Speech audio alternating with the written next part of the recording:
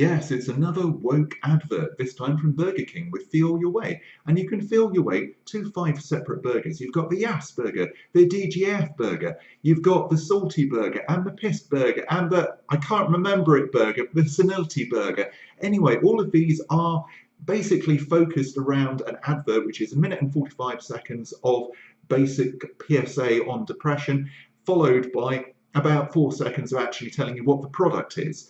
And it's kind of exploitative and nasty because there's a lot of problems facing the millennial generation. Huge student debt, difficulty of getting on the housing ladder, difficulty of getting into a good relationship because of those other problems. You can't, but the way you actually end up in a good relationship is to start making a life for yourself as an adult. And it's rather difficult to do that if you've got $50,000 worth of student debt or more, probably more.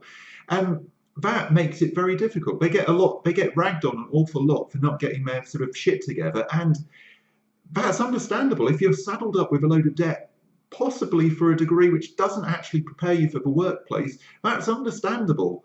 And these adverts really irritate me because they, you know, they're exploiting them. They're buying into a kind of feeling of insecurity, and they're saying, why not have this burger? It's so lovely. It'll make you feel better. No, it won't.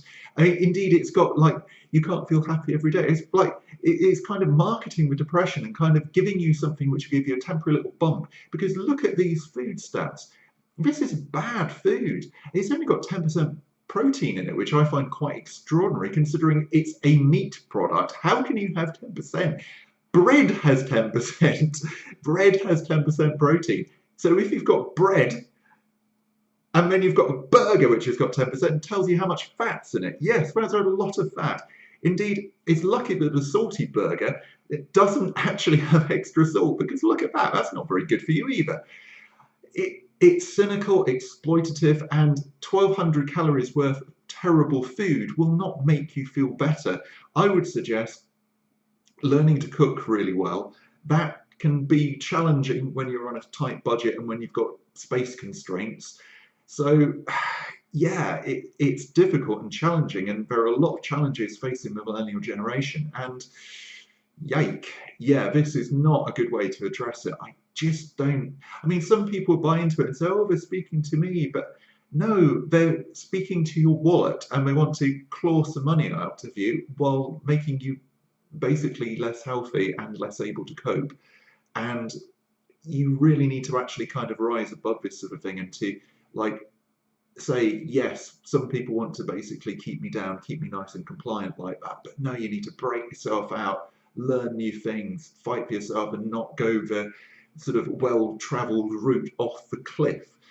Someone's basically labeled university degree or college degree, and basically it's a Wile E. Coyote sign, and it's just pointing you off the cliff half the time.